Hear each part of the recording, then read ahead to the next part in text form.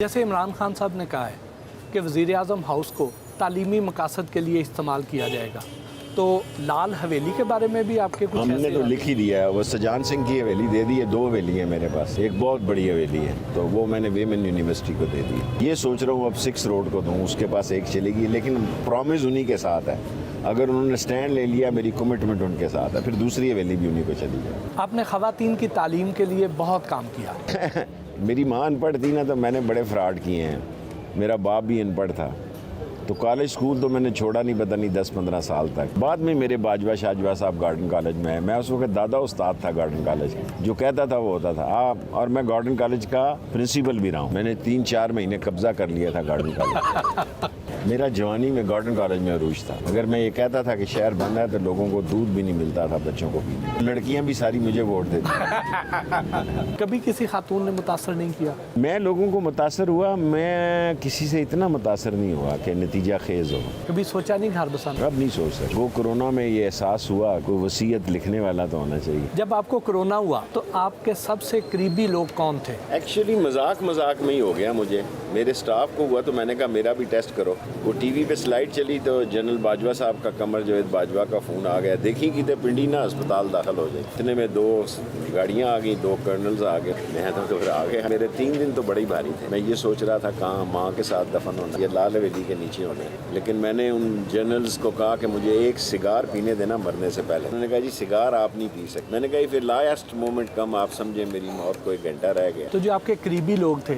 उनमें से तो नहीं कोई मुतासर हुआ? मेरा स्टाफ तकरीबन ऑलमोस्ट, दोनों बच्चे और वो किचन भी मुतासर था, बैटमैन भी मुतासर था। आप कहते हैं कि लाल हवेली का ताल्लुक श्रीनगर के लाल चौक के साथ है, जब वक्त आएगा तो पता चलेगा। ये क्या है? मेरे मरने के बाद जो तारीख लिखेंगे वो लिखेंगे कि मैंने कश्मीर में क्या किया। अभी मैं कुछ नहीं कह सकता, लेकिन मेरे मरने के बाद मीरवाज साहब और गिलानी साहब और अपने नौजवान जो हमारे हैं वो बेहतर बताएंगे। कश्मीर कब तक आज़ाद हो जाएगा? मालूम नहीं, जब तक एक भी कश्मीरी जिंदा है, कश्मीरी की जदोजहद जारी रहेगी। कश्मीर को बिल आखिर आज़ाद होना है, ये नहीं मैं कह सकता कब होगा। क्या मुस्तकबिल करीब में पाक भारत जंग का भी कोई अंदेशा है? मोदी के दौर में इसके बड़े ख़तरात हैं। मोदी जो है, क्योंकि उसने फ़र्स्ट टाइम ये पॉलिसी अपनाई है कि इंडिया जो नॉन अलाइंड था और गैर जानबदार मुल्कों का रुकन था, अब अमेरिका की जेब की घड़ी और हाथ की छड़ी बन गया है। सो इट्स वेरी डेंजरस, क्योंकि अमेरिका के आर्म्स और यूरोपियन वेपन्स वो सारा रशिया पे डिपेंड करता था। उसके बाद बड़े लेटेस्ट आर्मामेंट आ गए हैं। आप कहते हैं कि आंखें खुली रखेंगे तो CPEC मुकम्मल होगा। इस पे कुछ छोटी मोटी? कान भी खुले रखेंगे, आंखें खुली रखेंगे।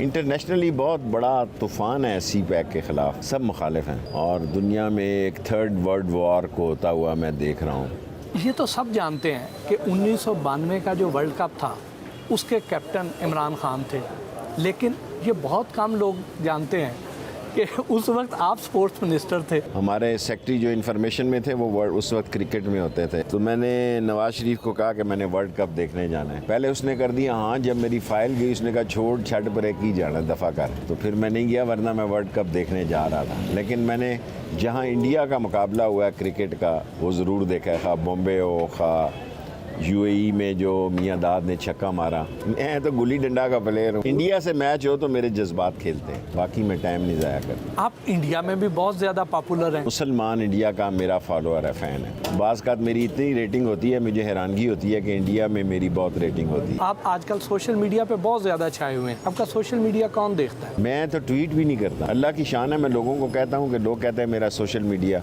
वो ट्विटर जो है 5.3 के 4 है। मैं कहता हूँ यार बादशाह लोग हैं, मैं तो करता नहीं। अब मैंने 1-2 ट्वीट करने सीखे हैं। मुझे नफरत है इस फ़ोन से, क्योंकि यहाँ लोग बड़े ब्लैकमेलर हैं। आम भी बात करो तो उसको टेप कर लेते हैं। अब तो नवाज शरीफ साहब भी ट्विटर पर आ गए हैं, वो क्या आपसे मुतासर हो गए? हर काम उम्र के हिसाब से करना चाहिए। ट्विटर जो है वो यंग लोगों का काम है। ढलती उम्र में और आखिरी 5 ओवर में अगर आप इस काम में पड़ गए, इस काम में अब सारी दुनिया ले, वो काम क्या जिसको सारी दुनिया कर रही हो, आदमी को वो काम करना हो जो कोई ना करे। So that is Sheikh Rashid. You should do a job which is not going to be done by anybody. That is Sheikh Rashid. ये अब क्या लगे हुए हैं। मैं तो इमरान खान साहब को कहता हूँ, वो भी फ़ोन लगे रहते हैं। मैं कहूँ ना किया करो। क्या नवाज शरीफ साहब अब ट्विटर पे ही रहेंगे या ग्राउंड पे भी आएंगे? क्या मैं कह सकता हूँ। मैं as a political worker Asif Zardari और नवाज शरीफ की सियासत नहीं देख रहा। मौलाना मुफ्ती महमूद की सियासत से नवाज शरीफ निकला, और फजलुर रहमान की सियासत से क्या निकलता है we have to wait and see, क्योंकि सियासत बंदे घेर के लाना फजलुर रहमान का काम है, बाकी ये सारे जुम्मा जंज के साथ हैं। जैसा कि आप कहते हैं आन करीब नून और शीन अलग अलग हो जाएंगी। शीन मैं शबाज नहीं कहता, मेरे जहन में और कोई नाम है, मैं शेयर नहीं कर सकता। पीपल्स पार्टी नून के साथ नहीं रहेगी। देखें, इन तीनों पार्टियों ने इलेक्शन लड़ने हैं, जलसा तो करना है फजलुर रहमान ने, बाकी सारे ये जुम्मा जंज के साथ। फजलुर रहमान के पास तुलबा है, वो मजहबी बुनियादों पर ज़रूर गंद डालेगा। जरदारी साहब पर एस्टेब्लिशमेंट के साथ मिलके बलूचिस्तान हुकूमत गिराने का इल्ज़ाम है, सेनेट इलेक्शन उल्टाने का इल्ज़ाम है, तो क्या जरदारी साहब का सियासी मुस्तकबिल आपको नज़र आता है? जरदारी इस्टेब्लिशमेंट के साथ जाएगा। पाकिस्तान की इस्टेब्लिशमेंट बहुत मजबूत अदारा है, जिंदा अदारा है, और पाकिस्तान की बैकबोन है, पाकिस्तान की पाक फौज। किसी को गलतफहमी नहीं होनी चाहिए। क्या आपको बिलावल भुट्टो से वाकई मोहब्बत है? और मेरा तो ब्रेकअप होने वाला है। लेकिन आप तो उन्हें मोहब्बत भरे पैगाम भेजते रहते। भेजता रहा हूँ, अब पता नहीं ब्रेकअप की जानिब जा रहे हैं। आपकी तरफ से या उनकी वजह से? उसकी तरफ से। मेरा तो वही खलूस भरा दिल है उसके लिए। 2023 का पंजाब किसका होगा? मुकाबला नून और तहरीक इंसाफ में होगा। और कामयाबी किसको मिलेगी? ज़ाहिर है मैं इमरान खान के साथ हूँ, कोशिश भी करूँगा कि इमरान खान आए।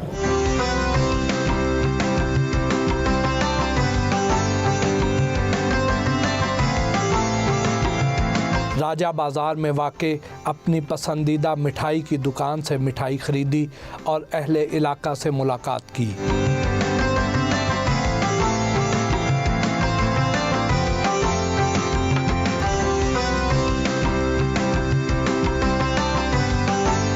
कराची सर्कुलर रेलवे की तैयारियों का जायज़ा लेने के लिए कैरेज फैक्ट्री इस्लामाबाद गए।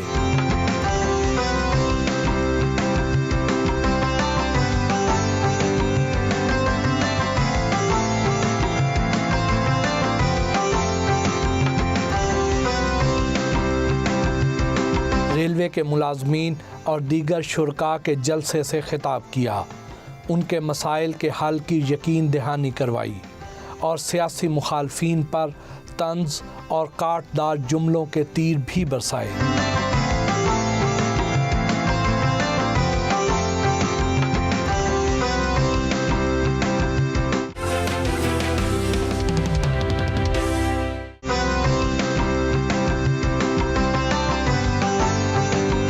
लाल हवेली वापस आए तो शेख रशीद अहमद से गैर सियासी और हल्की फुल्की गपशप भी हुई।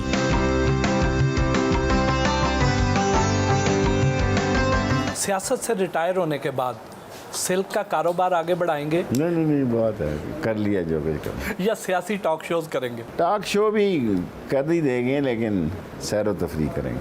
आप रज़िया भट्ट के नावलों का अक्सर जिक्र करते हैं। मैंने पढ़ा नहीं हुआ, वैसे ही मुंह पे चढ़ा हुआ है। आपने किताबों की दुकान भी चलाई? यहीं बेचता था बाहर, दुकान नहीं चलाई, बेचता था। खुद भी किताबें पढ़ते थे? पढ़ता हूँ किताबें, थोड़ी बहुत तो पढ़ता हूँ। अब पढ़ता हूँ कोरोना के बाद।